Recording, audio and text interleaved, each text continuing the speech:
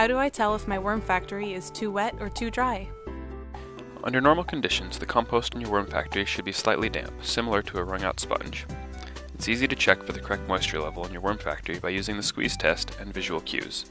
To perform the squeeze test, take a bit of the composted material and pinch it between your fingers. No more than 1 drop of water should drip out. If your compost is too wet, you'll notice water dripping out of it when you squeeze, and the material will clump together into a goopy ball, as you can see in this bin. If your bin is too wet, you can fix this by stirring in some dry shredded paper or dry core if you have it. Though less common, you may find that your bin is too dry. In this case, you can add more moisture to the bin by soaking sheets of newspaper in water and placing them on the top layer of your worm factory, or by adding some high moisture food scraps such as tomato or watermelon. If you're consistently finding your worm factory to be either too wet or too dry, you should evaluate what sort of material you're putting into your bin.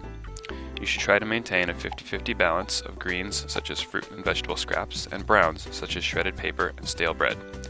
Following the 50-50 balance will help keep the moisture levels in your worm factory consistent and your worms happy.